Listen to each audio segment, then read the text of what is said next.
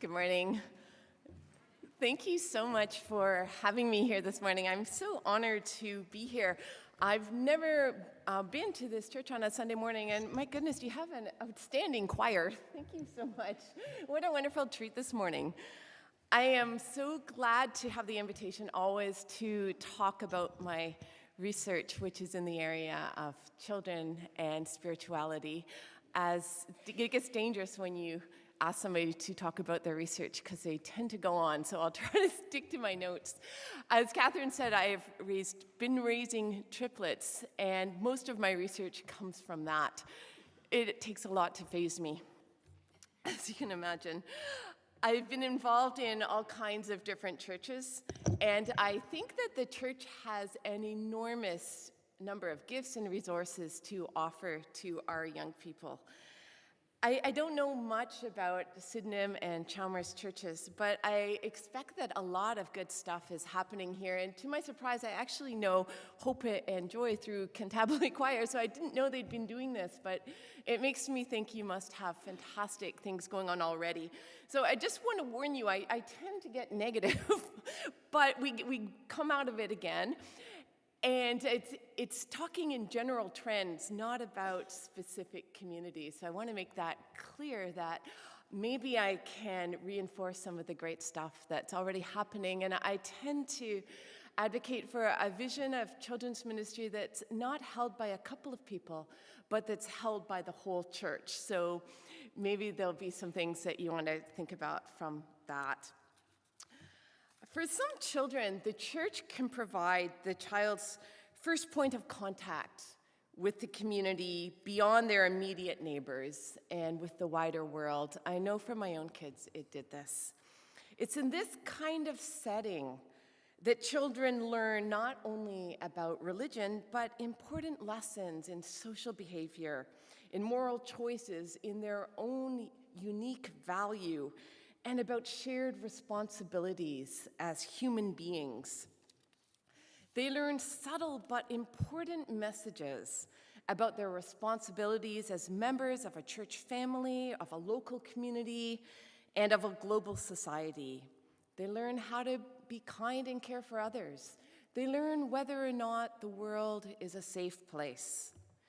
They develop their identity, and they become part of this wider collective that gives them a sense of meaning and place in the world. I love this kind of stuff.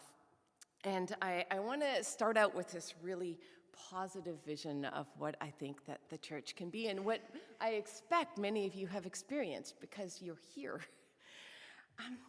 So I'm going to leave that for a minute, and now I'm going to shift to my research at Queen's. As Catherine told you, I'm cross-appointed between the School of Religion and the Department of Public Health Sciences, and every time I tell people that, they say, what? How does that fit together? That makes no sense. But to me, it makes so much sense, because in public health, what we're thinking about is how people flourish. And in the church, I think we're thinking about the same kinds of things. What are the things that help us flourish as human beings, and what are the barriers to that? And so that's what my work is about. How can we help children flourish? And often it connects back to religious settings. So I want to back up to 2013. I was in the middle of my doctoral work out of the Toronto School of Theology, and I was looking specifically at children and church involvement. And I had the opportunity to use data from what is called the Health and Behavior in School-Age Children Survey, which I'm going to refer to as HBSC. This is one of those large population health surveys. It's conducted in 43 countries, and it's affiliated with the World Health Organization and sponsored by the Public Health Agency of Canada. And its purpose is to examine health behaviors in adolescents ages 11 to 15, so those early adolescent years when so much is happening developmentally. And in 2010, the year I used the sample, about 25,000 kids participated. So it's a fantastically strong sample. And happy for me, there was a question on the survey about involvement in a church or religious group. And so from that, I was able to use these data to figure out relationships between church involvement and all kinds of stuff. So I've been using this for years in my research, just looking at church involvement and how it relates to kids' health behaviors and health state. So I hope you're curious, because I was so curious, like, what's going on? Like, how does going to church relate to what's going on in our lives, or does it? So we've done all kinds of analysis, and one of the first things we looked at was risk-taking behaviors. So I'm just gonna ask you what you think. We looked at young people who are involved in church and how often they smoke, drink, use marijuana, and have sex. So my question to you is, do you think they would have higher chances of doing those things or than kids who don't go to church, or lower chance of doing those things, or no difference? So I won't ask you to report, but just turn to the person beside you. Do you think church kids are doing those things more or less, or does it make a difference? So see what you think. Predict my results.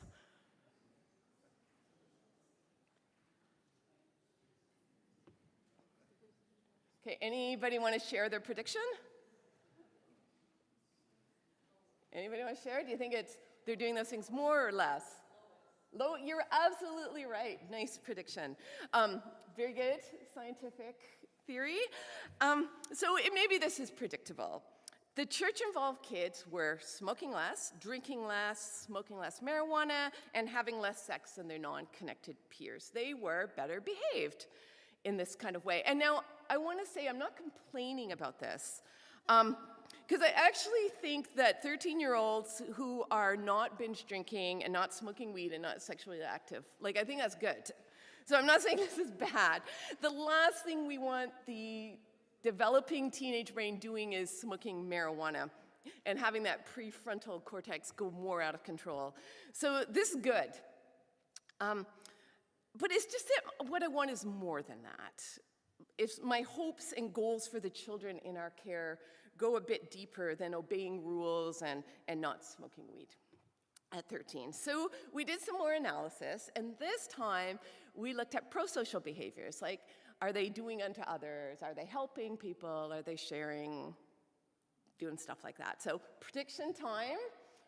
Do you think the church-connected kids are doing more of those kind of be kind to others kind of things, or less, or it doesn't make a difference? So predict. Okay, now we're getting into this. Okay, the choir is saying more. Okay, anybody want to take on the choir? More? Okay, yeah, you guys are, this is great. You guys are absolutely right. They are doing more. They are kinder. Like, it's not as significant as the risk behaviors. Like, that was dramatic, how much they're protected from the smoking and drinking and sex. But they're still kinder than their non-connected peers. They're helping more, and this is good too. It's like that do unto others thing, right? We want that for our kids, so I'm not saying this is bad. We have been playing with this for years, looking at church involvement and the relationship to all kinds of things. So we know that they're better behaved. We know they're slightly nicer. We've looked at body image. We've looked at violence. We've looked at all kinds of things. But what I want to talk about this morning is when we looked at mental health. So now we looked at loneliness, feeling depressed, feeling helpless, wishing they were someone else, and regret. Okay? I'm already seeing the wheels turning. This is choir's, like, my great people to be helping. So we're going to predict again. Do you think church was protective of mental health, like it was higher, or it was lower, or it was the same? So I'm going to let you guys answer first this time. Okay, talk to your neighbor for a sec. Okay, Catherine and Hannah, you got something? Oh, they already know. Okay, so they're not going to answer. Anybody? I know you guys will tell me. What do you think? What, you think higher? Okay, that was what I hoped, because we would hope it would be higher, right? Because you're going to the church, like, lonely, feeling depressed, feeling helpless, wishing you were someone else, like, but we found nothing. And if anything, there were slightly worse off. Slightly worse off, people. This changed the whole course of my research and ministry from then on. Like, what is going on? We were so surprised that the first response was, oh, we did the analysis wrong, because I was so unexpected. So we redid the analysis once, twice, 3 times. And so when you know the analysis is right and you have data from that many kids, rather than saying what's wrong with the analysis, I started to think, okay, what is going wrong with the church? Like, what is going on here? What are we doing wrong? And so I've been asking that question for years in my research. Because if these data are accurate, and I'm very confident that this is a general trend, now there's always going to be outliers, right? There's always going to be communities that are actually bringing life to kids. But across the board, this is what we're seeing across Canada as a generalization. My question is being better behaved and slightly nicer enough? Is that all we've got? Thank you, I agree. Is that all we've got for our young people? And does this even matter? And so it made me start to think, like, what are we trying to do? What are we trying to do? Because if we're trying to keep our kids under control, to keep them in line, to rein them in, to do a few good deeds, and we want the church to be the place we do it, then we've got this. Like, we're on the right track.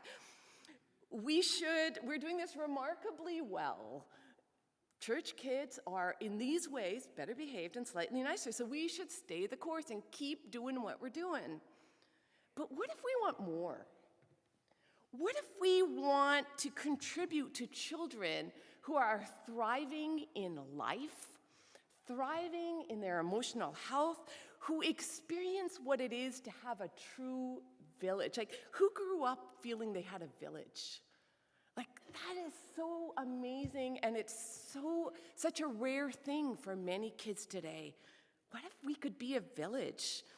What if we want to help shape world changers? So here's an example. What if we drew on the great legacy of human rights movements, for example? What if we wanted to shape children who would grow up on trajectories to be like Rosa Parks or Gandhi or Nelson Mandela or Malala Yousafzai or Elizabeth Cady Stanton or Nellie McClung? What if we want to launch people, our children, like James, who read this morning, on that kind of trajectory, using their own gifts and passions?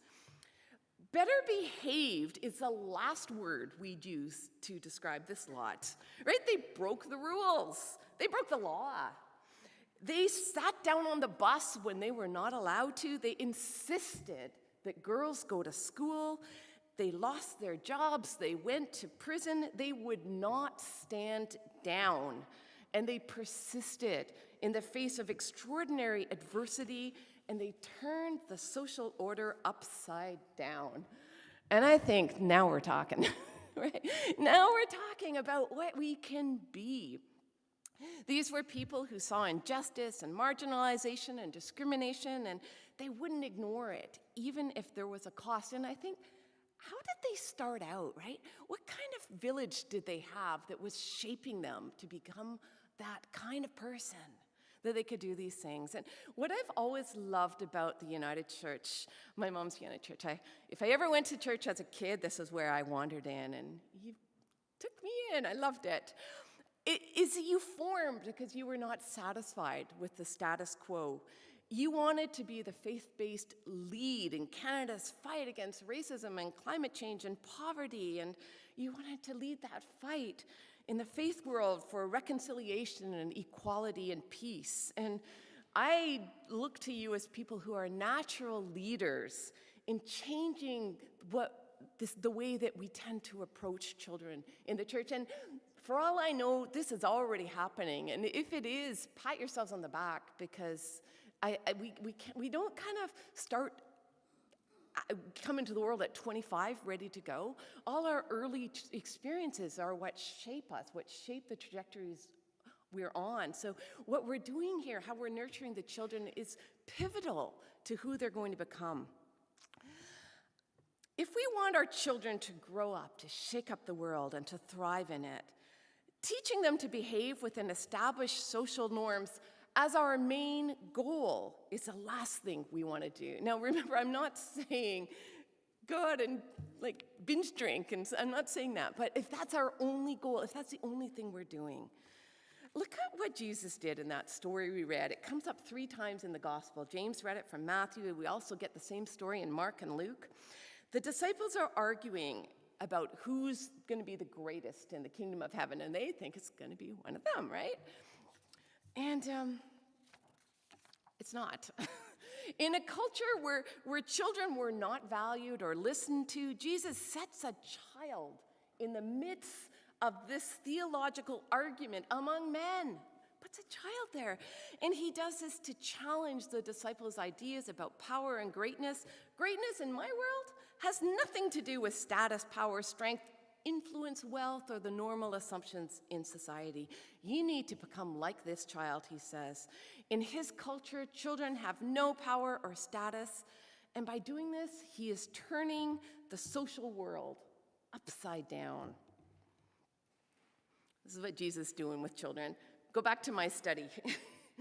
What the data says is that in a great many churches in Canada, when we put a child in our midst, it's more often than not is to rein them in, to teach them the rules, to teach them the right behaviors, and to get them to be nice. But that's it. When Jesus puts a child in the midst, it's to challenge all the future leaders of his church to reframe their own religious thinking, and so to model to them how to turn the world upside down.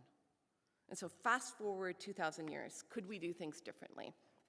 I think we could, and I expect maybe you already are. I want to tell you about some research, because I love research, that helps us think about the church a bit differently, and it comes out of the Search Institute. One of the things they research is what they call sparks. A spark is a hidden flame inside every young person that taps into true passions, talents, skills, and dreams. Sparks. Think about the young kids that you know. I bet you all have young kids in your lives. Think, what are their sparks?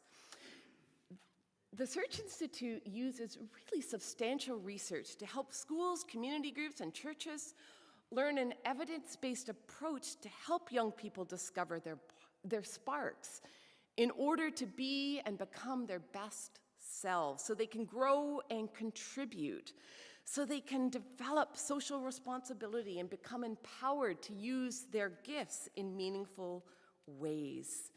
What kids need more than just about anything is adults to come alongside them and get to know them and say, hey, what are you interested in? What do you care about?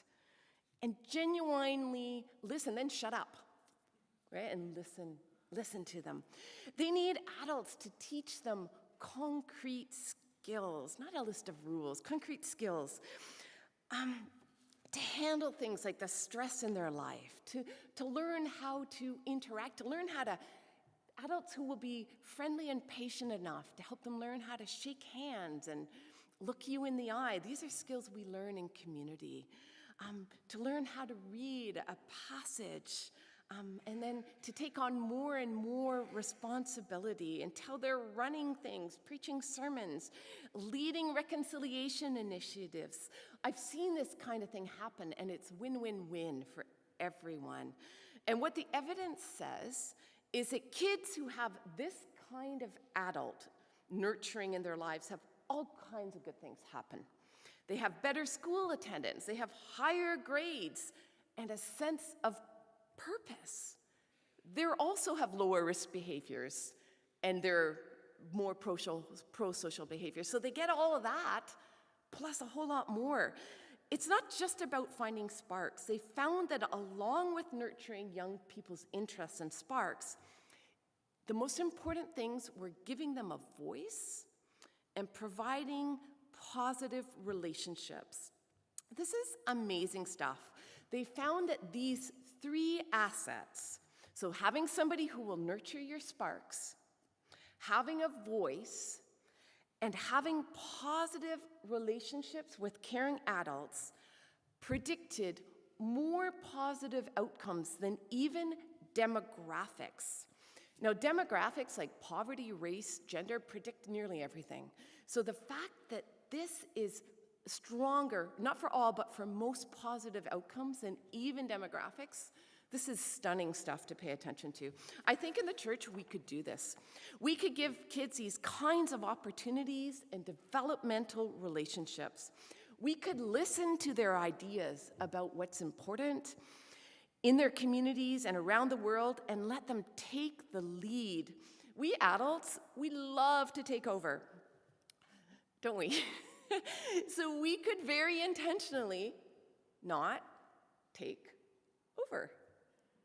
And we could let our young people learn how to figure things out, how to make mistakes, and try again, and develop perseverance, and support them from the background and cheer them on. Go back to my initial findings. Remember, the kids are not smoking and drinking, and they're slightly nicer, but they were more depressed and lonely and wish they were someone else. So what's the opposite of all these things? The opposite of loneliness is community. So I ask you, and maybe the answer is yes, but do the kids here know that you've got their backs? That they are held by this village? Do they know that you know their names? Do you know their names? Do you know what they're interested in? Can you find out? Now, you don't want to mob the kids on coffee hour because that will just freak them out. But we can get to know them. The next trait where the religious kids were worse off was wishing they were someone else. What would the opposite of that be? It would be feeling great about yourself, knowing that you have gifts that are valued, knowing that you can make a meaningful contribution, not just a token role. Feeling regret. Why on earth are the church kids feeling so much regret? I don't think this is good. Maybe we're on talking about sin too much. I don't know across the board. That's my suspicion. Maybe we should be talking more about hope.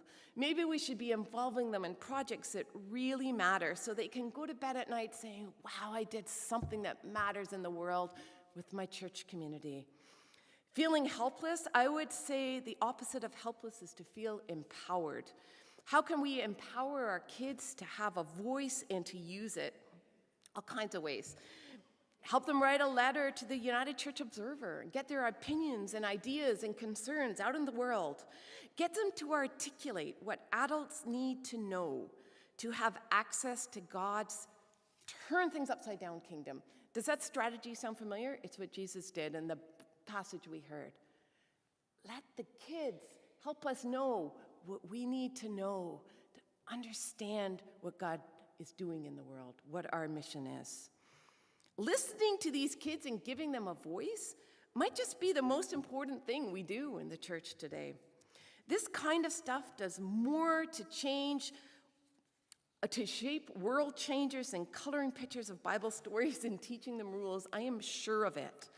By nurturing children in this way, you can help them realize that when they engage confidently with a challenge, anything is possible. And failure is not something to fear, because we're with them and we've got their backs. I spend so much time teaching and giving talks about children in the church, and I've never met someone who didn't care about kids. People always say, children are the church of tomorrow. They're the church of today. Who said that? We say that all the time. They're the church of today. But often, we don't have much to say after that. It's like, what do we say next? And I think that our vision feels so small when it could be expansive. I don't know what this means as you are amalgamating your churches and you're going into an exciting new chapter. Sorry. I don't, maybe I don't know what's happening. I do know how much potential the United Church has because you've always been a leader in reform in Canada and around the world. And I do know, at least this is what I think.